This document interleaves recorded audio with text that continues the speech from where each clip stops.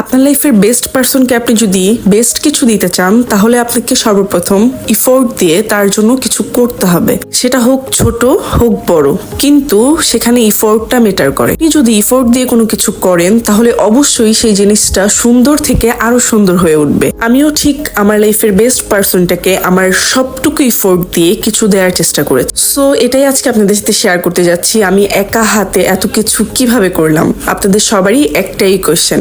আসসালামু আলাইকুম everyone, this is me Zinia from my page Shubho and জিনিস ক্রিয়েশন। আই হোপ আপনারা সবাই ভালো আছেন এবং সুস্থ আছেন। আমিও আলহামদুলিল্লাহ ভালো আছি। এতক্ষণে ইন্ট্রো দেখে আপনারা বুঝতেই পেরেছেন যে আমি আসলে আজকের ভিডিওটা কোন পারপাসে করতেছি। সো আমার ওনার বার্থডে ছিল, শুভর বার্থডে ছিল ফেব্রুয়ারির 2 তারিখে। আজকে মেনলি আমি আপনাদের সাথে শেয়ার করতেছি ওর বার্থডেতে আমি ওকে সারপ্রাইজ দেওয়ার জন্য কি কি কিনলাম, ওর জন্য কি কি গিফট কিনলাম, ওকে কিভাবে কি দিলাম, each and everything. So everyone, আশা করি আপনারা ভিডিওটা ফুললি দেখবেন এবং আমাদের চ্যানেলটাকে ফলো করবেন আর আমাদের ইউটিউব চ্যানেলটাকে সাবস্ক্রাইব করবেন। যারা এখনো আমাদের ইউটিউব চ্যানেলটাকে সাবস্ক্রাইব করেন নাই তারা এক্ষুনি ইউটিউব চ্যানেলটাকে যেয়ে সাবস্ক্রাইব করে আসুন। ইউটিউব চ্যানেল নেমটাও আমাদের পেজের মতো, শুভ অ্যান্ড জিনিস ক্রিয়েশন। যাই হোক এভরিওয়ান, আমি অনেক কথা বলে ফেললাম, আপনাদের অনেক টাইমও নষ্ট করলাম, সরি ফর দ্যাট। চল না এখন শুরু করা যাক, আমি কোথা থেকে আসলে শুরু করলাম। আজকে হচ্ছে 22 তারিখ, তো 2 তারিখে হচ্ছে ওর বার্থডে। আমি সেজন্যই হচ্ছে ওর সারপ্রাইজ দেওয়ার জন্য কিছু গিফট কিনতে যাচ্ছি আর পুরো ব্লগটাই আমি আপনাদের সাথে শেয়ার করব। আমি ভাই প্রচুর এক্সাইটেড, সেজন্য আমি ভুলভাল কি বলতেছি আমি নিজেও জানি না। সো এখন আমি বের হচ্ছি, দেখি কি কি। এটা হচ্ছে ওর 24তম বার্থডে, তো সেজন্য আমি 24টা গিফট দিব এবার, সেটা চিন্তা করেছি। তো এখন হচ্ছে আমি ওর গিফটগুলো কিনতে যাব, রেডি হয়েছি। আমরা সিলেট থেকে এসেছি কালকে, আমার হাতে অত টাইম নেই। কালকে এসে আজকে আমি সব কিছু প্রিপারেশন নিয়ে রাখতেছি, আর আগেও কিছু প্রিপারেশন নেওয়া আছে সিলেট যাওয়ার আগে। এখন বাকিটা দেখি কি করা যায়, আল্লাহ ভরসা। আজকের গন্তব্য হচ্ছে মিরপুর হোপ মার্কেট, আর আমার ওইখান থেকে শপিং করতে খুবই ভালো লাগে কারণ ওইখানে খুবই রিজনেবল প্রাইসে সব ধরনের প্রোডাক্ট একই জায়গায় পাওয়া যায়। আমি আর নিলয় যাচ্ছি, আমি একা কোথাও বের হই না, আমার সাথে হয়তো নিলয় থাকে নয়তো ওর মামা থাকে। যেহেতু ওর মামার জন্য সারপ্রাইজটা, সেহেতু আমার ওকে নিয়ে যাওয়া ছাড়া আর কোনো উপায় নেই। একে তো মিরপুর হোপে প্রচুর পরিমাণ ক্রাউড থাকে রেগুলারলি, আর ওই দিন ছিল ফ্রাইডে যেদিন আমি গিয়েছিলাম। আমার একটুও খেয়াল নেই ওই দিন যে ফ্রাইডে, তো আমার হাতেও সময় কম ছিল, সেজন্য আমাকে যেতেই হবে। যে তারপর দেখি এই অবস্থা, তো আমি কোনো ভিডিও ক্লিপ নিতে পারি নাই কোনো রকমে। ওইখান থেকে আমি কেনাকাটা শেষ করে দেন হচ্ছে আমি এখন বাসে যাচ্ছি, তাও আমার অনেক লেট হয়ে গেছিল। জামাইকে সারপ্রাইজ দিতে হলে একটু কষ্ট তো করতেই হবে। আজকে হচ্ছে সেকেন্ড ডে, আবারও যাইতেছি তার জন্য কিছু কেনাকাটা করতে। একদিনে সব শেষ হয় নাই, তাই আজকে আবার যাইতেছি। আজকে কিছু কেনাকাটা আছে, সো লেটস গো। এতগুলো গিফট একদিনে কি কেনা যায়? ওই দিন আপাতত কিছু শেষ করে দেন হচ্ছে আমি আবার তার পরের দিন বের হয়েছি। আরো অনেক কিছু কেনাকাটার বাকি ছিল, সেগুলোই কেনাকাটা করার জন্য। আজকে এসেছি নিকুঞ্জ 2-এ। এখানে আমার একটা পরিচিত ভাইয়ের দোকান আছে, ওনার দোকানের শার্টগুলো খুবই সুন্দর। আমি ওনার থেকে প্রায় সময় শার্ট নিয়ে থাকি, তো যাওয়ার পথে এখানে 2-3টা দোকানের শার্ট দেখতেছিলাম যে ভালো কিছু পাওয়া যায় কিনা বা ভালো কোনো কোয়ালিটির শার্ট আছে কিনা, বাট এখানে আমার কোনোটাই ভালো লাগে নাই। দেন লাস্ট আমি হচ্ছে ওই ভাইয়াটার দোকানে চলে যাই এবং এই শার্টটা আমি সিলেক্ট করি। আর এখানে আমি ওর জন্য একটা রুমাল নিয়েছি, যেটা আমি ভাবিকে দিয়ে হাতের কাজ করাবো। এখানেও আরো অনেক কিছু কেনাকাটা করেছি, বাট যেগুলোর ভিডিও ক্লিপ আমি নেই নাই বা নেওয়া হয় নাই বলা যায়, বিকজ এগুলো হচ্ছে গিয়ে তাড়াহুড়োর কাজ, তো সবকিছু সব সময় দেখানো যায় না বা ভিডিও নেওয়া হয় না। আমার খুব একটা বাজে স্বভাব আছে, যেটা হচ্ছে আমি অনলাইনে ইউনিক কিছু দেখলে সেটা আমি নিজেই মেক করার চেষ্টা করি এবং আলহামদুলিল্লাহ প্রায় সময় আমি সেটাতে সফল হই। ঠিক তেমনি এইটাও। তো আমি চিন্তা করলাম কি দরকার অনলাইন থেকে অর্ডার করার, যেহেতু আমি নিজেই পারবো। দেন আমি আল্লাহর নাম নিয়ে বিসমিল্লাহ করে শুরু করলাম অ্যান্ড আই হোপ আমি সাকসেসও হয়েছি। আলহামদুলিল্লাহ, এটা পুরোটা মেক করার পর খুবই সুন্দর লাগতেছিল। আর আমি পুরোটা নিজের ইফোর্ট দিয়ে নিজের হাতে করেছি। অনলাইন থেকে আনলে হয়তো বা জিনিসটা আরো সুন্দর হতো, বাট আমি নিজে বানিয়েছি এবং এটা দিয়ে ওকে আমি প্রায় অনেকটুকু খুশি করতে পেরেছি। আলহামদুলিল্লাহ আলহামদুলিল্লাহ। দেন এখন আমি ওর গিফটগুলো আস্তে আস্তে সবগুলোকে প্যাকিং করা শুরু করলাম। বিকজ অফ আমার হাতে টাইম অনেক শর্ট, তো আমাকে রাইট টাইমের মধ্যে সবকিছুকে কমপ্লিট করতে হবে। গিফট প্যাকিংয়েও আমি একদিনে কোনো কিছু করতে পারি নাই, এখানেও আমাকে 3-4 দিন সময় লেগেছে। কোনো কাজই সহজ নয়, তো আমি এত কিছু করার পেছনে আমাকে অনেক হেল্প করেছে নিলয়, ভাবি, সবাই মিলে। আমার ফ্যামিলি মেম্বার যারা আছে সবাই অনেক হেল্প করেছে। আমি একা এত কিছু কখনোই সম্ভব না, সবাই মিলে আমাকে হেল্প করেছে বিদায় আমি এত কিছু করতে পেরেছি। সো এত কিছু কেনাকাটার পর, এত ঘোরাঘুরির পরও আমার কিছু জিনিস কেনাকাটা বাকি ছিল। দেন আমি আবার বার্থডের আগের দিন বের হয়েছি এগুলো কেনাকাটা করার জন্য। ওর জন্য যত কিছুই কেনাকাটা করি না কেন, তাও আমার মনে হয় যে কম হয়ে গেছে। ওর জন্য আরো কিছু কেনাকাটা করি, ওকে আরো কিছু দিই, ও যাতে আরো বেশি সারপ্রাইজড হয়। বাট আমি এগুলা কেনাকাটা করতে করতেই ফকির হয়ে গেছি ভাই। আমি আমার বেস্ট ইফোর্টটুকু দিয়ে চেষ্টা করেছি সবকিছু দেওয়ার, বাট আমি জানি না কতটুকু পেরেছি বা ইন ফিউচার পারবো। আমি সব সময় চেষ্টা করি ওকে বেস্ট কোনো কিছু দেওয়ার জন্য, বেস্ট কিছু করার জন্য। আই ডোন্ট নো আমি কতটুকু করতে পেরেছি বা ইন ফিউচার পারবো। ওই দিনের কেনাকাটাও আবার শেষ, জানি না আবার কোনো কিছু মনে পড়ে কিনা যে এটা কেনা বাকি আছে। যা যা বাকি ছিল প্রায় সবকিছুই কেনা হয়ে গেছে মনে হচ্ছে। এটা হচ্ছে ঠিক ওর বার্থডের আগের দিন রাত্রে।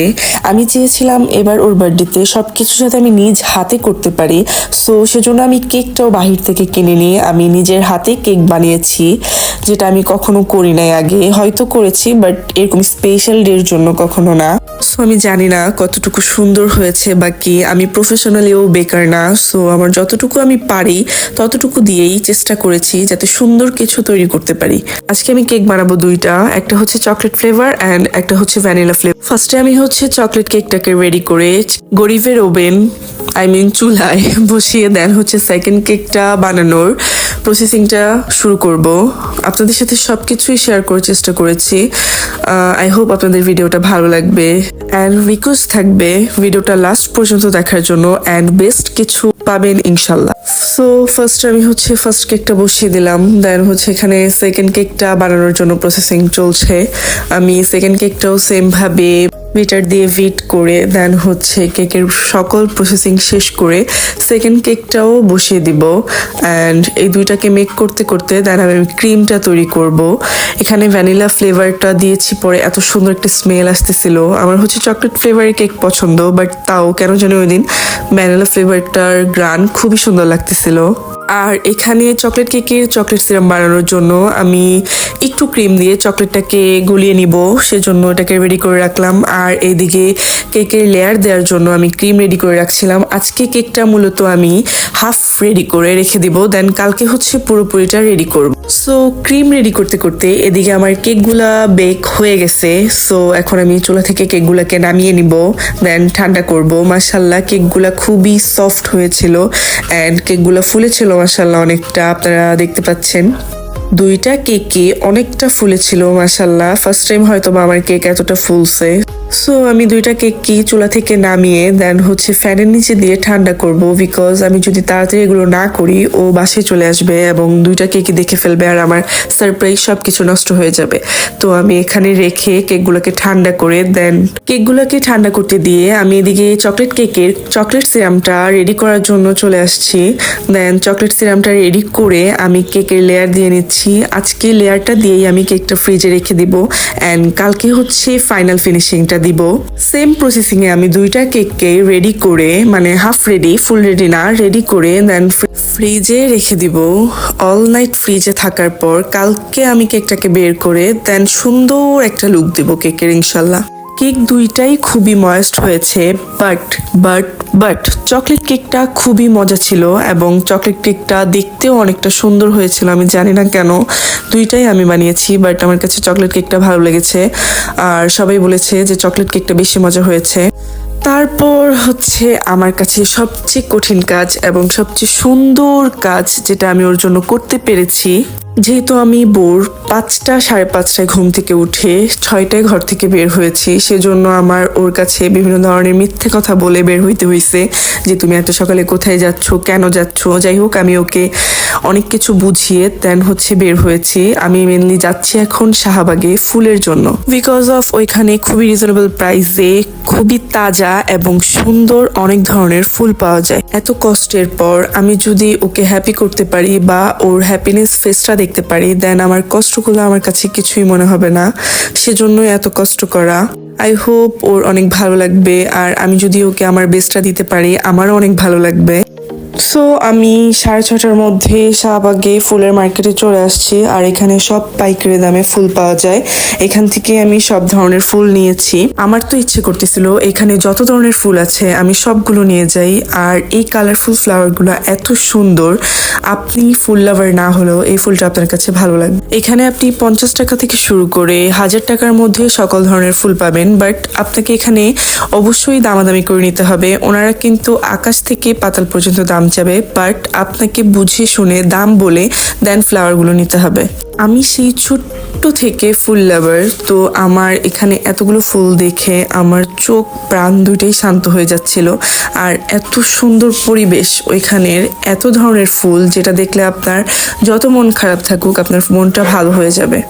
আর পাইকারি ফুল নিতে হলে অবশ্যই আপনাকে ভোর সকালে যেতে হবে। ওইখানে অনেকেই বিয়ের জন্য ফুল নিতে যায়, অনেকেই ব্যবসার জন্য ফুল নিতে যায়। আর আমি গিয়েছি আমার ওনার জন্য ফুল নিতে। আমার যে সকল ফুল প্রয়োজন ছিল সবগুলোই আমি প্রায় ওইখানে পেয়েছি, এবং ওইখান থেকে খুব কম প্রাইসে আমি নিতে পেরেছি। এখানে বিভিন্ন ধরনের ফুল বিভিন্ন সাইড করে রাখা আছে, আপনি আপনার চয়েস মতো এখান থেকে ফুল নিতে পারবেন।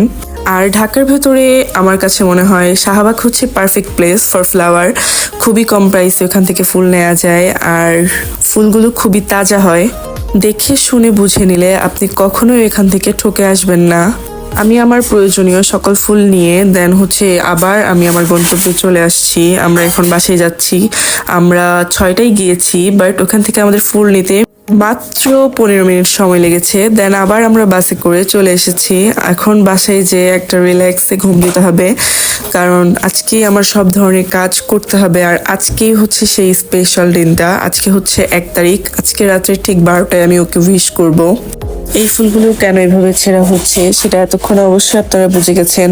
আর এই ফুলগুলোকে তাজা করার জন্য আমি এনে পানিতে ভিজিয়ে রেখেছি, আর এদিকে ফুলগুলো রেডি করতেছি, কারণ হচ্ছে এটা দিয়ে আমি ছাদে হ্যাপি বার্থডে লিখবো।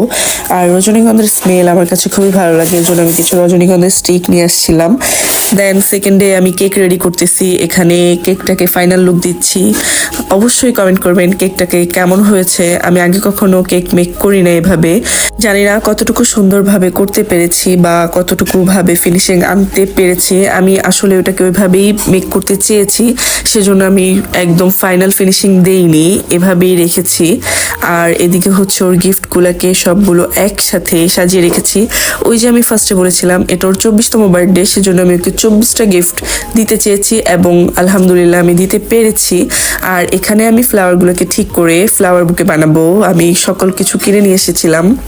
ফ্লাওয়ার বুকেগুলো রেডি করে তারপর হচ্ছে আমি ঘর সাজাবো, এবং ঘর রেডি করে দেন আমি ছাদে যাব, বিকজ অফ আমি ছাদে হ্যাপি বার্থডে লিখবো। গাঁদা ফুলগুলো ছিঁড়েছিলাম মেনলি সেজন্যই।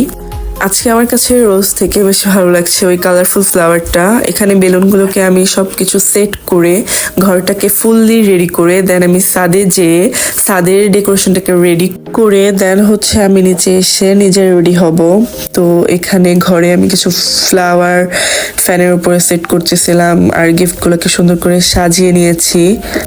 আমি যতটুকু পেরেছি চেষ্টা করেছি, জানি না কেমন হয়েছে বা কতটুকু করতে পেরেছি। এটা হচ্ছে ঘরের ফাইনাল লুক। দেন আমি নিচে কিছু ফ্লাওয়ার দিয়ে একটা লাইন তৈরি করব, গাঁদা ফুলগুলো ছিঁড়ে ওইটা আমি ছাদ থেকে এসে দেন করব। এখানে বিছানায় কিছু ফ্লাওয়ার ছিটিয়ে দিচ্ছিলাম যাতে দেখতে সুন্দর লাগে, কারণ আমার চাদরটা ছিল লাইট কালার। চাদর, পর্দা এগুলো সবকিছু ওর বার্থডের জন্যই কিনা, এবং এগুলো ওর গিফটের সাথে ইনক্লুডেড করে দিয়েছি, বিকজ ওর এতগুলো গিফট কিনতে কিনতে অলরেডি আমি ফকির হয়ে গেছি। এগুলো অ্যাড না করে আমার কোনো উপায় ছিল না। দেখতে দেখতে বার্থডে সারপ্রাইজ অ্যারেঞ্জড ভিডিওটা প্রায় শেষের দিকে। আশা করি ভিডিওটা আপনাদের ভালো লেগেছে এবং কিভাবে আমি ওকে সারপ্রাইজটা দিলাম, সারপ্রাইজ পেয়ে ওর রিয়াকশন কি ছিল এটা দেখার জন্য আমাদের নেক্সট ব্লগের জন্য ওয়েট করতে হবে। ততক্ষণ পর্যন্ত আমার পেজে চোখ রাখুন এবং এমন আরো সুন্দর সুন্দর এবং নতুন ভিডিও পাওয়ার জন্য আমার পেজটাকে লাইক, ফলো এন্ড শেয়ার করে দিবেন। আশা করি ভিডিওটা আপনাদের কাছে ভালো লেগেছে এবং নেক্সট ব্লগে ওকে গিফট দিলাম এবং এটার ভেতরে খুবই মজার কিছু ভিডিও আছে, সেগুলো দেখতে চাইলে অবশ্যই কমেন্ট বক্সে কমেন্ট করবেন। ততক্ষণ পর্যন্ত ভালো থাকুন। Thanks for watching. আল্লাহ হাফেজ।